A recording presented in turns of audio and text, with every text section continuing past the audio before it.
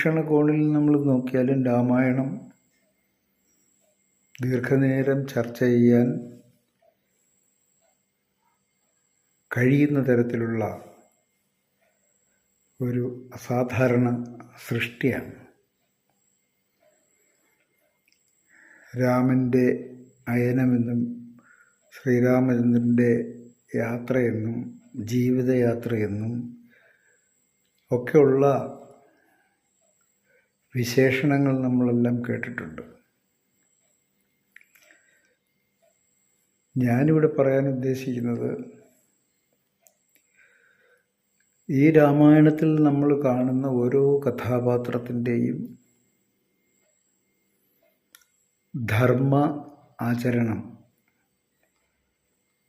അല്ലെങ്കിൽ ധർമ്മം പ്രവർത്തിക്കുന്ന, ധർമ്മം ചെയ്യുന്ന രീതികൾ എങ്ങനെയാണ്, എന്താണ്, അത് രാമായണത്തിൽ നിന്ന് നമുക്ക് എന്താണ് കിട്ടുക എന്ന് നോക്കാം.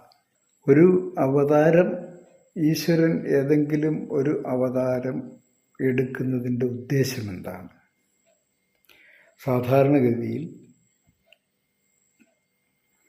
പരാശക്തിയായാലും പരബ്രഹ്മമായാലും ഒരു അവതാരം എടുക്കുന്നത് ഏതെങ്കിലും തരത്തിലുള്ള ദുഷ്ടശക്തികളെ നിഗ്രഹിക്കാനാണ്. ആ ദുഷ്ടശക്തികളെ നിഗ്രഹിച്ച് അവർ നടമാടിയിരുന്ന അധർമ്മത്തെ ഇല്ലാതാക്കി ധർമ്മം പുനഃസ്ഥാപിക്കുക എന്നുള്ള ഉദ്ദേശത്തോടു കൂടിയാണ് ഓരോ അവതാരങ്ങളും എന്ന് നമുക്ക് പരിശോധിച്ചാൽ കാണാൻ കഴിയും. അപ്പോൾ ശ്രീരാമചന്ദ്രൻ്റെ അവതാരം എന്തിനു വേണ്ടിയാണ്? നമുക്കറിയാം, 3 ലോകങ്ങളിലും ഭീതി പരത്തിക്കൊണ്ട് രാവണൻ ലങ്കാധിപതിയായി വാഴുന്ന കാലം, ദേവന്മാർക്ക് പോലും ഭയം തോന്നി. ഈ ഒരു കാലഘട്ടത്തിൽ രാവണൻ്റെ ഇംഗിതങ്ങൾ എന്തു തന്നെയായാലും, ഈ ഏത് ലോകത്തിലുള്ളതായാലും ആഗ്രഹിക്കുന്നതെല്ലാം നേടിയെടുക്കുക എന്നുള്ള ഭൗതിക താല്പര്യം, അത് പലതരത്തിലുള്ള നാശങ്ങൾക്കും വഴിവെച്ചുവെങ്കിൽ ഈ രാവണനെ നിഗ്രഹിക്കുക എന്നുള്ള ഒരു ധർമ്മമാണ് ശ്രീരാമചന്ദ്രൻ ഏറ്റെടുത്തുകൊണ്ട് ഭൂമിയിലേക്ക് അവതരിച്ചത്. ഇനി ഈ ധർമ്മം നിറവേറ്റണമെങ്കിൽ അതിന് ഒരുപാട് കാര്യങ്ങൾ ചെയ്തു തീർക്കാനുണ്ട്. ഏതൊരു കാര്യവും, ഇപ്പോൾ അല്ലെങ്കിൽ നമ്മളിലൊരാൾ ഒരു നാടകത്തിലൊരു കഥാപാത്രത്തെ അവതരിപ്പിക്കുന്നുവെങ്കിൽ ആ കഥാപാത്രത്തെ നന്നായി ഉൾക്കൊണ്ടുകൊണ്ട് ആ കഥാപാത്രം ചെയ്യാൻ ഉദ്ദേശിക്കുന്ന കാര്യങ്ങൾക്ക് അനുകൂലമായ സാഹചര്യങ്ങൾ സൃഷ്ടിച്ചെടുക്കേണ്ടതായിട്ടുണ്ട്. അതിൽ അസാധാരണത്വം തോന്നാതെ സൃഷ്ടിച്ചെടുക്കുന്നത് കഥാകാരൻ്റെ അല്ലെങ്കിൽ നാടകകൃത്തിൻ്റെ കഴിവാണ്. ഇവിടെ രാവണനെ നിഗ്രഹിക്കണമെങ്കിൽ അതിന് ഒരുപാട് അനുകൂല സാഹചര്യങ്ങൾ ഒരുങ്ങിക്കിട്ടേണ്ടതായിട്ടുണ്ട്. ഒരു പ്രഭാതത്തിൽ ഈശ്വരൻ മനുഷ്യനായിട്ട് അവതരിച്ചു, അല്ലെങ്കിൽ മറ്റെന്തെങ്കിലും രൂപത്തിൽ അവതരിച്ചു വന്നു, പെട്ടെന്ന് കൊന്നു കളഞ്ഞു പോയി എന്ന് പറഞ്ഞാൽ അതിൽ യുക്തിക്ക് നിരക്കാത്ത ഒരുപാട് ഘടകങ്ങൾ വരും. ഇവിടെ അങ്ങനെയല്ല. കേവല മനുഷ്യനായി ജന്മം കൊണ്ടു, മനുഷ്യനായി തന്നെ വളർന്നു, ബാല്യം, കൗമാരം, യൗവനം തുടങ്ങിയുള്ള കാലങ്ങളിലൂടെ കടന്ന്, വിവിധ ആശ്രമങ്ങളിലൂടെ കടന്ന് ആണല്ലോ ഒരു മനുഷ്യൻ അവൻ്റെ ജീവിതം പൂർത്തിയാക്കുന്നത്. ശ്രീരാമചന്ദ്രൻ്റെ ജീവിതത്തിലും അങ്ങനെ തന്നെയാണ് നമ്മൾ കാണുന്നത്. പക്ഷേ ദശരഥ മഹാരാജാവിന് ആൺമക്കൾ വേണം എന്നുള്ള ആഗ്രഹത്തോടു കൂടി ഇരിക്കുമ്പോൾ അദ്ദേഹത്തിന് കിട്ടിയ ഉപദേശപ്രകാരം പുത്രകാമേഷ്ടി നടത്തി തൽഫലമായി 4 ആൺമക്കളെ, ശ്രീരാമചന്ദ്രനെയും ലക്ഷ്മണനെയും ഭരതനെയും ശത്രുഘ്നെയും കിട്ടി. ഇതുകൂടാതെ ഇതിനു മുമ്പ് തന്നെ ഒരു പുത്രി ഉണ്ടായിരുന്നു ദശരഥ മഹാരാജാവിന്. ആ പുത്രിയുടെ പേര് ശാന്ത എന്നാണ്. ഇതറിയാത്ത ആരെങ്കിലും കേൾക്കുന്നുണ്ടെങ്കിൽ അറിയാൻ വേണ്ടി പറഞ്ഞു എന്ന് മാത്രം. അങ്ങനെ എല്ലാവരും വളരെ സന്തുഷ്ടിയോടുകൂടി സമാധാനത്തോടുകൂടി അവിടെ അയോധ്യയിൽ ജീവിച്ചു പോകുമ്പോൾ ഒരു ചെറിയ കഥാപാത്രം,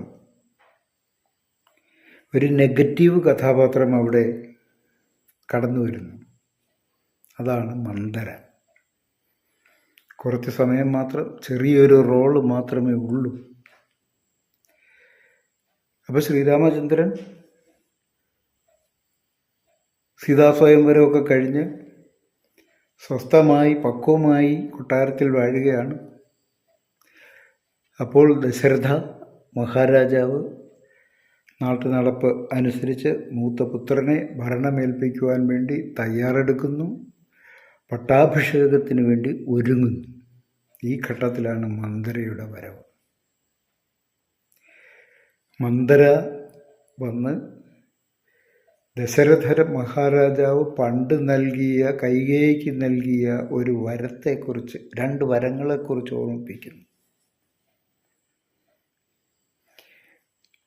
ഈ 2 വരങ്ങൾ കൊടുക്കാനുണ്ടായ സാഹചര്യം ദശരഥ മഹാരാജാവിൻ്റെ ജീവിതം തന്നെ അപകടത്തിലാകുന്ന സമയത്ത് അദ്ദേഹത്തെ രക്ഷിച്ച കൈകേയി. കഥകളൊക്കെ എല്ലാവർക്കും അറിയാം. രഥത്തിൻ്റെ ചക്രത്തിൻ്റെ ചാവി പോകുന്നതും അതിൽ വിരലമർത്തിപ്പിടിച്ച് അദ്ദേഹത്തിൻ്റെ ജീവൻ രക്ഷിക്കുന്നതും.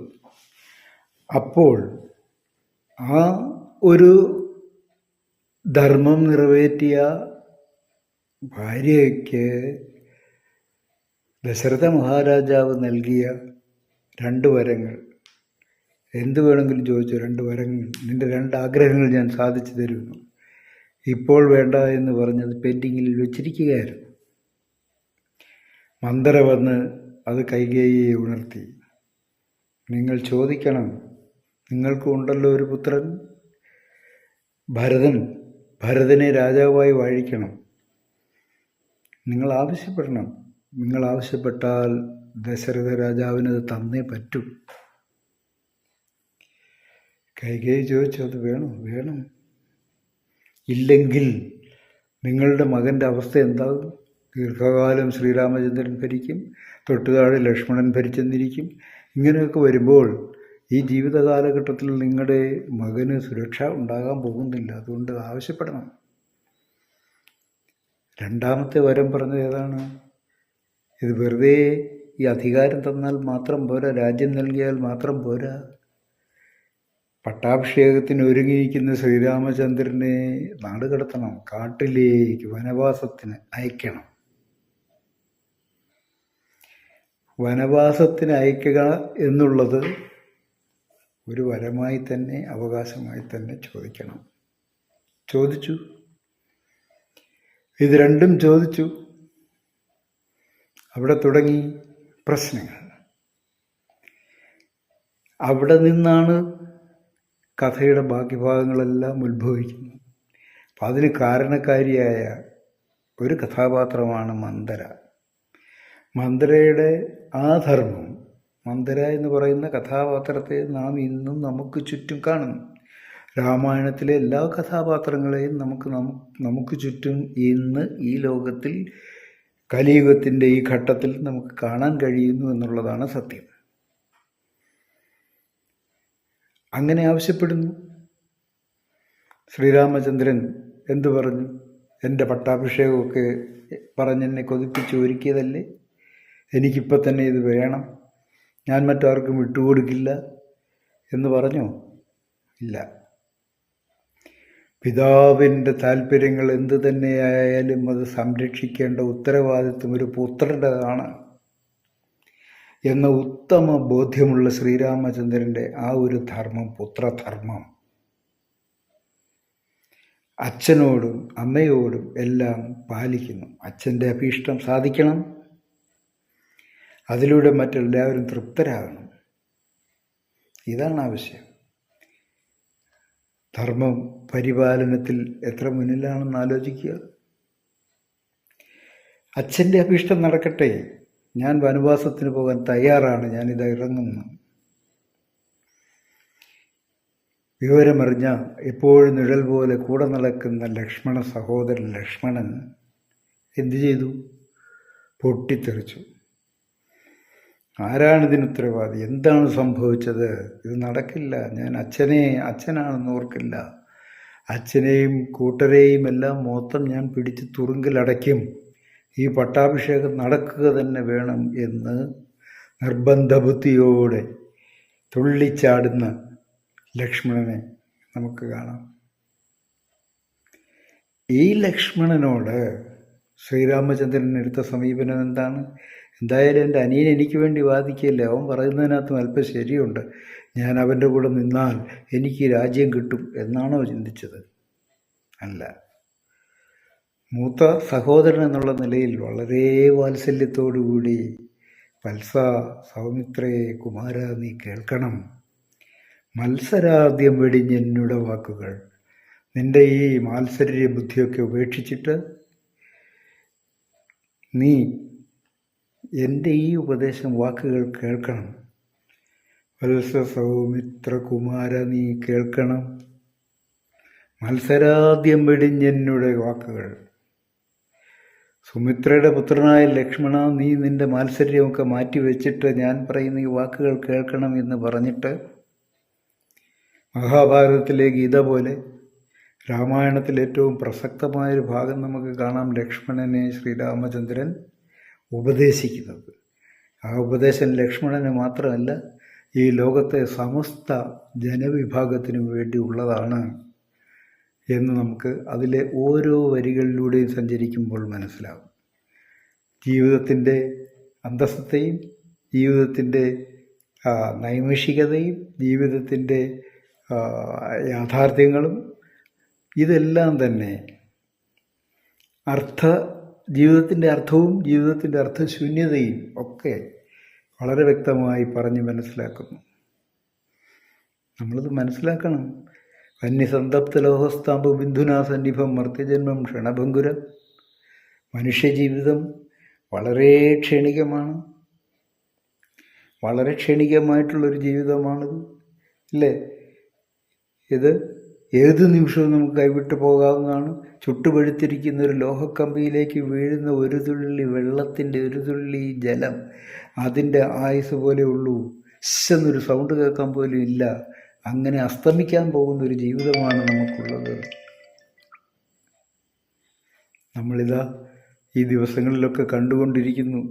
ഭക്ഷണം കഴിച്ചിട്ട് ഉറങ്ങാൻ കിടന്ന സഹോദരങ്ങൾ നേരം വെളുത്തപ്പോൾ നൂറുകണക്കിന് ആളുകളും അവരുടെ വീടുകളും അവരുടെ സ്വത്തുകളും സ്വപ്നങ്ങളും ഒന്നും കാണാനില്ല. ഇതാണ് പറഞ്ഞ് മനസ്സിലാക്കുന്നത്.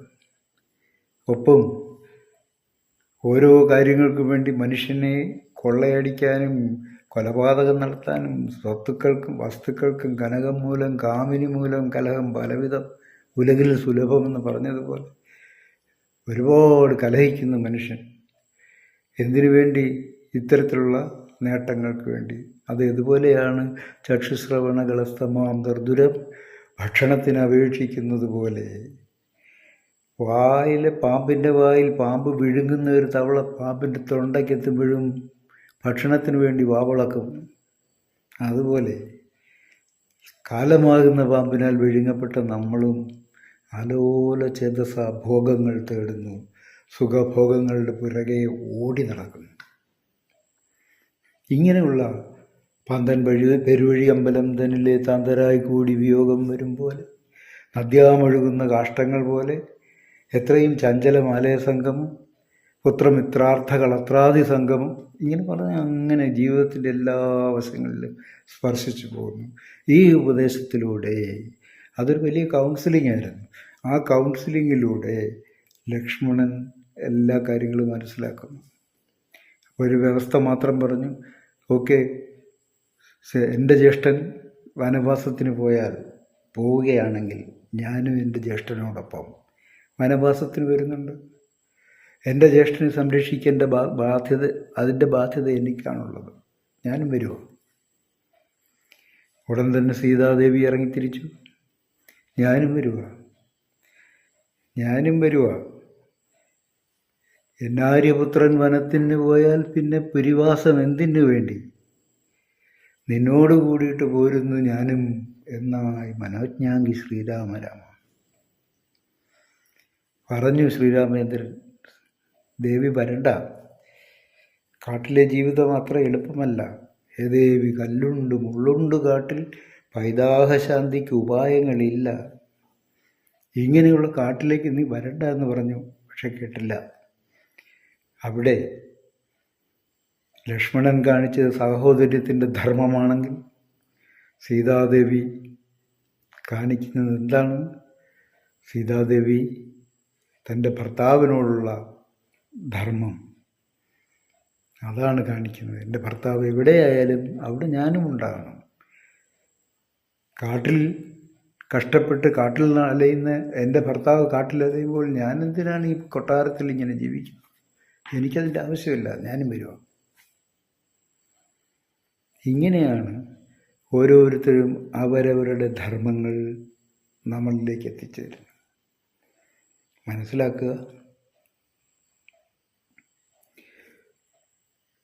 ധർമ്മങ്ങൾ ഓരോന്നായി കാണിച്ചു തരുമ്പോൾ ഇത് എവിടെ നിന്ന് കിട്ടിയതാണ്? മനുഷ്യൻ്റെ സാൻമാർഗിക ജീവിതത്തിന് വേണ്ടുന്ന എല്ലാ നിയമങ്ങളും ഈശ്വര വിശ്വാസത്തോടെ, ഈശ്വരനിൽ വിശ്വാസമർപ്പിച്ച് വളരെ സാത്വികമായൊരു ജീവിതം നയിക്കണം നമ്മളെ പഠിപ്പിക്കുന്ന വേദങ്ങളും ഉപനിഷത്തുകളും ഒക്കെയാണ്. ഈ വേദോപനിഷത്തുകളുടെയൊക്കെ അർത്ഥം ഗ്രഹിക്കാനും അത് പറഞ്ഞു തരുന്ന കാര്യങ്ങൾ മനസ്സിലാക്കാനും സാധാരണ ജനങ്ങൾക്ക് ആവില്ല. അതുകൊണ്ട് എന്ത് സംഭവിച്ചു?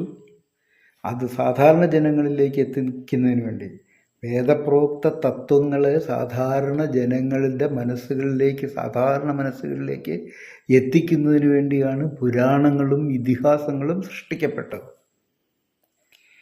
ഇതിലെ കഥാസന്ദർഭങ്ങളിലൂടെ, ഇതിലെ കഥാപാത്രങ്ങളിലൂടെ ഈ വേദപ്രോക്ത തത്വങ്ങൾ ഓരോന്നായി നമ്മുടെ ഉള്ളിലേക്ക് ഇട്ടുവരുന്നു. ആധുനിക മനഃശാസ്ത്രം പറയുന്നത് പോലെ ഇമേജുകളായിട്ടും ഇമോഷനുകളായിട്ടും മാത്രമേ നമ്മുടെ ഉള്ളിലേക്ക് ഇത് നമുക്ക് ആവാഹിക്കാൻ കഴിയുകയുള്ളൂ. ഉപബോധ മനസ്സിലേക്ക് ഇത് പോകുന്നത് ഇമേജുകളായിട്ടും ഇമോഷനുകളായിട്ടുമാണ്. അവിടെയാണ് ഈ ഓർമ്മകൾ സംഭരിക്കപ്പെടുന്നത്. അങ്ങനെയാണെങ്കിൽ അത്തരം ഇമേജുകളെയും ഇമേജുകളെ സൃഷ്ടിക്കുന്ന കഥാപാത്രങ്ങളെയും ആ ഇമോഷനുകൾ സൃഷ്ടിക്കുന്ന കഥാസന്ദർഭങ്ങളെയും നമ്മുടെ മുന്നിലേക്ക് വെച്ച് തന്നത് ഇത്തരം കാര്യങ്ങൾ, ഇത്തരം ബോധം നമ്മളിൽ ഉണർത്തുന്നതിന് വേണ്ടിയാണ്. ഈ ധർമ്മമാണ് ഓരോരുത്തരും. ശ്രീരാമചന്ദ്രൻ പിതാവിനോടുള്ള പുത്രധർമ്മം കാണിച്ചു തന്നു, സഹോദരനോടുള്ള ധർമ്മം കാണിച്ചു തന്നു. തൻ്റെ ഭാര്യ തന്നോടൊപ്പം വന്നാൽ ഒരുപാട് കഷ്ടതയിലാകുമല്ലോ എന്ന് വിഷമിച്ചുകൊണ്ട് ഭാര്യയോട് ഭർതൃധർമ്മം നിറവേറ്റേണ്ട ബാധ്യത ഉള്ളതുകൊണ്ട് നീ ഇവിടെ കൊട്ടാരത്തിൽ സുഖമായി ഇരുന്നോളൂ, ഞാൻ പോയി വരാമെന്ന് പറഞ്ഞപ്പോൾ പറ്റില്ല എന്ന് പറഞ്ഞ് ഞാനും കൂടെ എന്ന് പറഞ്ഞ് ഇറങ്ങിത്തിരിക്കുന്ന സഹധർമ്മിണി, ആ ധർമ്മവും നാം കാണും. ഇനി വനവാസത്തിന് പോകുന്നു. അവിടെ നടക്കുന്ന സംഭവബഹുലമായ കാര്യങ്ങൾ ഓരോന്നും നമ്മൾ മനസ്സിലാക്കണം. എങ്ങനെയാണ് ഓരോ സംഭവങ്ങളും ഉണ്ടാകുന്നത്? എന്താണ് സീതാപഹരണം നടന്നെങ്കിൽ മാത്രമേ ശ്രീരാമചന്ദ്രൻ്റെ അവതാര ഉദ്ദേശം പൂർണ്ണമാകൂ. ഈ രാവണനെ നിഗ്രഹിക്കണമെങ്കിൽ അതിനൊരു കാരണം വേണം. ആ കാരണം എന്ന് പറയുന്നത് സീതാപഹരണമാണ്. എവിടുന്ന് എവിടെ വരെയെല്ലാം ഇതിങ്ങനെ പോകുന്നു ആലോചിക്കുക. അങ്ങനെ സീതാപഹരണത്തിന് വേണ്ടി കളമൊരുക്കുന്നതിന് വേണ്ടി മാരീചൻ എന്ന് പറയുന്നൊരു കഥാപാത്രത്തെ നമ്മൾ കാണുന്നു. മാരീചൻ എന്താ ചെയ്യുന്നത്? മായ സൃഷ്ടിച്ച് സീതാദേവിയെ ഇൻഫ്ലുവൻസ് ചെയ്ത് സ്വാധീനിച്ച് അതിനെ പെടുന്ന രീതിയിലുള്ളൊരു സന്ദർഭമുണ്ടാക്കി ശ്രീരാമചന്ദ്രൻ തൻ്റെ പ്രിയപത്നിയുടെ ആഗ്രഹ സഫലീകരണത്തിനായി മാരീചൻ്റെ പിന്നാലെ പോകുന്നു. ശ്രീരാമചന്ദ്രൻ ഭഗവാനല്ലേ, അദ്ദേഹത്തിന് ഇതൊന്നും അറിയില്ലേ, പിന്നെന്തിനാ അങ്ങനെ പോയേ എന്ന് ചോദിക്കുന്നവരും നമ്മുടെ ഇടയിലുണ്ട്. അറിയാം, അറിഞ്ഞുകൊണ്ട് തന്നെയാണ് പോയിട്ടുള്ളത്. ഇത്തരമൊരു സന്ദർഭം ഉണ്ടായെങ്കിൽ മാത്രമേ സീതാപഹരണം നടക്കുകയുള്ളൂ എന്നും അതിൻ്റെ കാരണക്കാരനായ രാവണനെ പോയി നിഗ്രഹിക്കാൻ കഴിയുകയുള്ളൂ എന്നും ശ്രീരാമചന്ദ്രൻ അറിയാം. അങ്ങനെ അദ്ദേഹം മാരീചൻ്റെ പുറകെ പോകുന്നു. കാട്ടിൽ പർണശാല കെട്ടി താമസിക്കുന്ന സീതാദേവിയെ സംരക്ഷിക്കേണ്ട ചുമതല ലക്ഷ്മണനെ ഏൽപ്പിക്കുന്നു. ലക്ഷ്മണൻ അവിടെ നിൽക്കുമ്പോൾ ഈ മാരീചൻ എന്ന് പറയുന്ന കഥാപാത്രം ഇല്ലായിരുന്നെങ്കിൽ രാമായണത്തിൻ്റെ അവസ്ഥ എന്താകുമായിരുന്നു? ഈ സന്ദർഭം സൃഷ്ടിക്കാൻ പറ്റുമോ? ഇല്ല.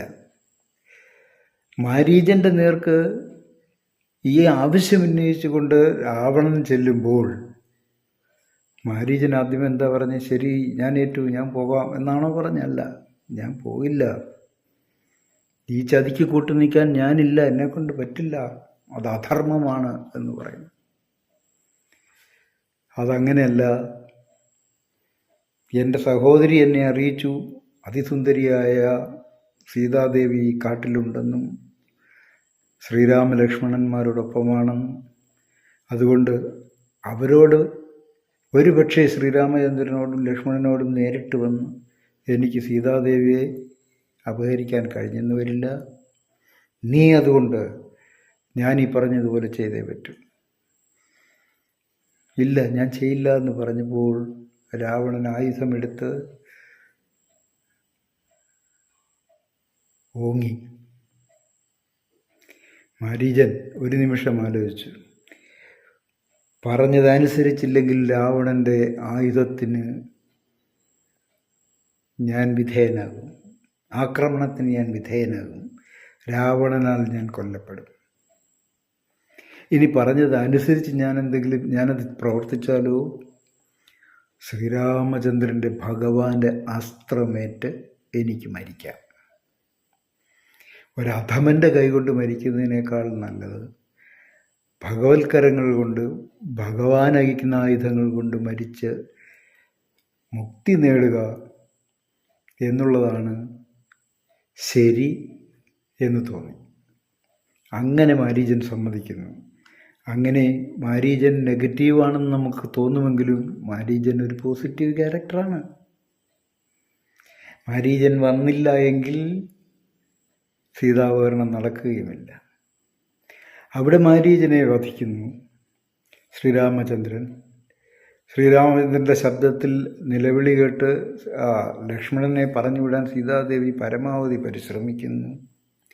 അവിടെയും നമുക്ക് കാണാം ധർമ്മപരിപാലനം, ആ രജോഗുണം.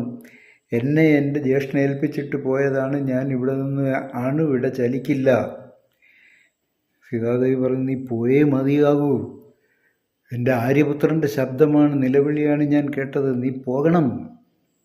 ഇല്ല, ഞാൻ പോകില്ല എന്ന് പറഞ്ഞപ്പോൾ ലക്ഷ്മണനെ തോൽപ്പിക്കാൻ, ലക്ഷ്മണനെ പറഞ്ഞു വിടാൻ വേണ്ടി സീതാദേവി സ്വീകരിച്ച ഒരു ഉപായമുണ്ട്. ആക്ഷേപം പറഞ്ഞു, എനിക്കറിയാം നിൻ്റെ ഉള്ളിരിപ്പ് എന്താണെന്ന് എന്ന് പറഞ്ഞപ്പോൾ ലക്ഷ്മണൻ തകർന്നുപോയി. ലക്ഷ്മണനെ കാട്ടിലേക്ക് അയച്ചപ്പോൾ ലക്ഷ്മണൻ്റെ മാതാവ് പറഞ്ഞു വിട്ടത് എന്താണ്? രാമം ദശരഥം വിദ്ധി മാം വിദ്ധി ജനകാത്മജ അയോധ്യാമടവീം വിദ്ധി ഗച്ഛതാത യഥാസുഖം എന്ന് പറഞ്ഞാണ് വിട്ടത്. എന്ന് പറഞ്ഞാൽ നീ ശ്രീരാമചന്ദ്രനെ നിൻ്റെ അച്ഛനാണെന്ന് കരുതണം, ദശരഥ രാജാവാണെന്ന് കരുതണം. രാമം ദശരഥം വിദ്ധി മാം വിദ്ധി ജനകാത്മജ, ജനകൻ്റെ പുത്രിയായ സീതാദേവിയെ നീ അമ്മയായി കാണണം. അയോധ്യ അടവിയും വിധി, കാട്ടിനെ വനത്തിനെ നീ അയോധ്യയായി കാണണം. അങ്ങനെ സുഖമായി നിങ്ങളുടെ കാലയളവ് പൂർത്തീകരിച്ച് എല്ലാവരും ഇവിടെ മടങ്ങിയെത്തണം എന്ന് പറഞ്ഞ് ഉപദേശിച്ച് വിട്ടതാണ് ലക്ഷ്മണനെ. ആ മാതാവിനോടുള്ള പുത്രധർമ്മം പുലർത്തണമെങ്കിൽ ആ മാതാവിൻ്റെ ഉപദേശങ്ങൾ അപ്പടിയെ സ്വീകരിച്ചുകൊണ്ടാണ് ലക്ഷ്മണൻ വന്നിട്ടുള്ളത്. ആ ലക്ഷ്മണനോട് സ്വന്തം ജ്യേഷ്ഠത്തി അമ്മയെപ്പോലെ കാണുന്ന സീതാദേവി അപവാദം പറഞ്ഞപ്പോൾ ലക്ഷ്മണൻ തകർന്നുപോയി. എങ്കിൽ ഞാൻ പോകാം, ലക്ഷ്മണരേഖ വരച്ച് ഇതിനിപ്പുറം പുറത്തേക്ക് ഇറങ്ങരുതെന്നൊരു വ്യവസ്ഥ വെച്ചു. അത് അംഗീകരിച്ചു പോയി. അതാ വരുന്നു ഒരു കള്ളസന്യാസി. കാണുന്നില്ലേ നമ്മുടെ സമൂഹത്തിൽ ഇപ്പോഴും ഇത്തരം കള്ളസന്യാസിമാരെ? സന്യാസി വരുന്നു, സ്വാമി വരുന്നു, അല്ലെങ്കിൽ ഒരു ഋഷി രൂപത്തിൽ വരുന്നു രാവണൻ. പാവം സീതാദേവി തിരിച്ചറിയാതെ വളരെ ആദരപൂർവം സ്വാമിയെ സ്വീകരിക്കുന്നു. ഒടുവിൽ സീതാദേവിയെ തട്ടിക്കൊണ്ടുപോകുന്നു. ഇതല്ല രംഗം. അപ്പോൾ സീതാദേവിയെ അവിടെ നിന്നും കൊണ്ടുപോകുന്ന കൂട്ടത്തിൽ പ്രകൃതി പോലും അതിനെ എതിർത്തു. ആദ്യം എതിർത്തത് ജടായുവാണ്. ജടായു എന്ന് പറയുന്നൊരു പക്ഷിയാണ്. ആ പക്ഷിയെ കൊണ്ടാകുന്നത്ര ശക്തമായ രീതിയിൽ പ്രതിരോധം തീർത്തു. ഒടുവിൽ രാവണൻ അതിൻ്റെ ചിറകരഞ്ഞു വീഴ്ത്തി. ഈ കഥകളൊക്കെ നമുക്ക് എല്ലാവർക്കും അറിയുന്ന കാര്യങ്ങളാണ്. പക്ഷെ ഇവിടെയൊക്കെ ഓരോരുത്തരും കാണിക്കുന്ന പാലിക്കുന്ന ധർമ്മങ്ങൾ, ഓരോരുത്തരുടെയും ഗുണങ്ങൾ, സ്വത്വഗുണങ്ങൾ എന്തൊക്കെയാണെന്നും നമുക്ക് കാണാൻ കഴിയും. അതെല്ലാം ഇവിടെ പ്രതിഫലിക്കുന്നു.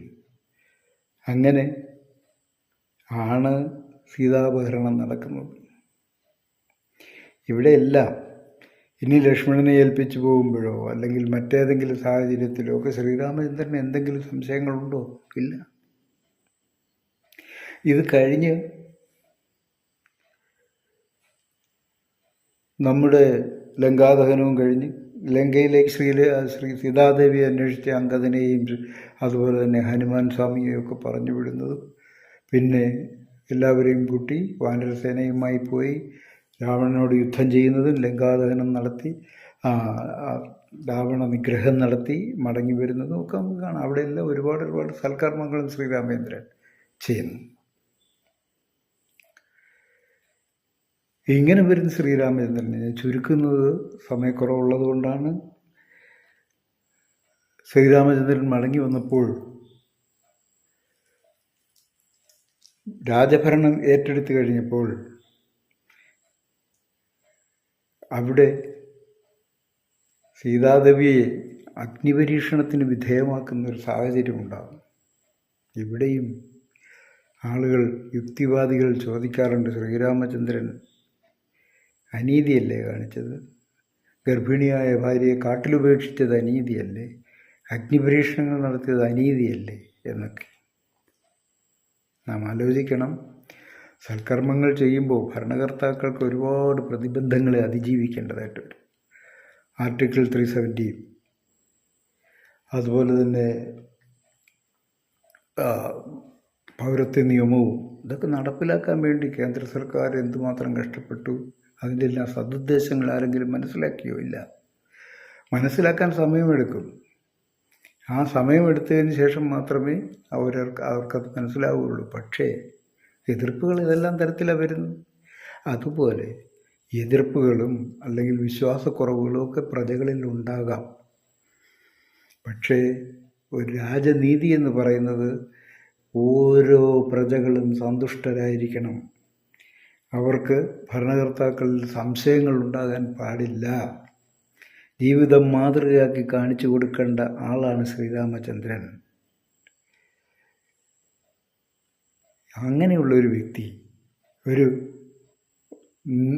നീതിപൂർവമായ ഭരണനിർവഹണം നടത്തുന്ന ശ്രീരാമചന്ദ്രന് പ്രജാക്ഷേമ താല്പര്യാർത്ഥമാണ് ഇതൊക്കെ ചെയ്യേണ്ടി വന്നത്. ശ്രീരാമചന്ദ്രന് നന്നായി അറിയാം ഒന്നും സംഭവിക്കില്ല, ഇതുപോലൊക്കെ തന്നെ തിരിച്ചു വരും.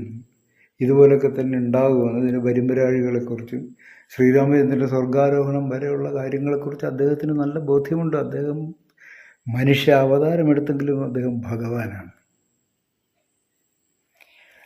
ആ താല്പര്യം നിലനിർത്താൻ വേണ്ടി അവിടെയും തൻ്റെ ധർമ്മബോധം പരാജയപ്പെടാതിരിക്കാൻ വേണ്ടിയാണ് ഇത്തരം കർമ്മങ്ങളിൽ ഏർപ്പെട്ടിട്ടുള്ളത്. അതിനെ അനീതിയാണെന്ന് കരുതുന്നവർ അതിൻ്റെ ഉൾവശം മനസ്സിലാക്കുന്നില്ല.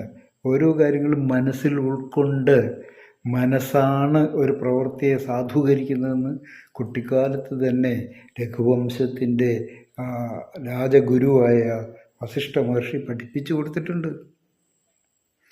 മനം കൃതം കൃതം രാമ ന ശരീരകൃതം കൃതം ഏനൈവാലിംഗനാം കാന്താം തേനൈവാലിംഗനാം സുതാം. മനസ്സാണ് ഒരു പ്രവൃത്തിയെ സാധൂകരിക്കുന്നത്. മനസ്സിലുണ്ടാകുന്ന നിശ്ചയം, ഞാനൊരു നല്ല സതുദ്ദേശത്തോടുകൂടി എൻ്റെ മനസ്സിലൊരു ഉദ്ദേശമുണ്ടെങ്കിൽ അതിനുവേണ്ടി ഞാൻ സ്വീകരിക്കുന്ന മാർഗം ഒരു പക്ഷേ വിമർശനത്തിന് വിധേയമാകുന്നതാണെങ്കിൽ കൂടി ഞാനത് ചെയ്യണം. മനസ്സ് ചെയ്യുന്നതാണ് പ്രവൃത്തി. മനം കൃതം കൃതം രാമ ന ശരീരകൃതം. ശരീരം ചെയ്യുന്നതല്ല പ്രവൃത്തി. കാരണം അതിന് ഉദാഹരണം പറയുന്നത് ഒരു ഭാര്യ ഭർത്താവിനെയോ ഒരു ഭർത്താവ് ഭാര്യയെയോ കാമുകൻ കാമുകിയെയോ അല്ലെങ്കിൽ തിരിച്ചോ ഒക്കെ ആലിംഗനം ചെയ്യുമ്പോഴുള്ള മനോഭാവവും അതേ വ്യക്തി തന്നെ സ്വന്തം പുത്രനെയോ പുത്രിയെയോ ആലിംഗനം ചെയ്യുമ്പോഴുണ്ടാകുന്ന മാനസികാവസ്ഥയും തമ്മിലുള്ള വ്യത്യാസം ആലോചിക്കൂ. പക്ഷേ ശരീരചേഷ്ടകൾ ഒന്ന് തന്നെയല്ലേ? ഒരേ ചേഷ്ടകളാണ് ശരീരം കാണിക്കുന്നത്. ഇപ്പം മകളെയോ മകനെയോ ആലിംഗനം ചെയ്യുമ്പോൾ നാം കാണിക്കുന്ന അതേ ശരീരചേഷ്ടകളാണ് ഭാര്യയെ ആലിംഗനം ചെയ്യുമ്പോഴും ഉണ്ടാകും. പക്ഷെ മനസ്സിൻ്റെ തലങ്ങൾ വളരെ വ്യത്യസ്തമാണ്. ഈ പാഠം ഉൾക്കൊണ്ടുകൊണ്ട് ഗുരു പൂജ ചെയ്യുന്ന ശ്രീരാമചന്ദ്രൻ വസിഷ്ഠ മഹർഷിയുടെ ഇത്തരം വാക്കുകൾ ഉൾക്കൊണ്ടുകൊണ്ട് തൻ്റെ ബോധത്തിൽ നിന്ന് അണുവിട ചലിക്കാതെയാണ് ആ മനുഷ്യ അവതാരമെടുത്ത് അവതാര ലക്ഷ്യങ്ങൾ പൂർത്തീകരിച്ച് നമ്മളിൽ നിന്ന് മടങ്ങുന്നത് എന്ന് നമുക്ക് കാണാൻ കഴിയും. ഇത്രയും പറഞ്ഞുകൊണ്ട് ഇനിയും ഒരുപാട് പറയാൻ രാമായണത്തിലെ ഓരോ സന്ദർഭങ്ങളും ഓരോ കഥാപാത്രവും ദിവസങ്ങളോളം നമുക്ക് പറയാനും അതുപോലെ തന്നെ ഓരോ ദിവസവും പാരായണം ചെയ്യുന്ന ഭാഗങ്ങളായാലും അല്ലെങ്കിൽ ഓരോ കാണ്ഡങ്ങളായിട്ടായാലും നമുക്കെടുത്താൽ മണിക്കൂറുകളോളം ചർച്ച ചെയ്യാനും മണിക്കൂറുകളോളം നമുക്ക് പറയാനും സംവദിക്കാനും അതിനകത്ത് കാര്യങ്ങളുണ്ട്. അതുകൊണ്ട് അതൊന്നും ഇപ്പം നമുക്ക് സമയമില്ലാത്തതുകൊണ്ട് ഞാൻ ഇവിടെ എൻ്റെ എളിയ വാക്കുകൾ നിർത്തുകയാണ്.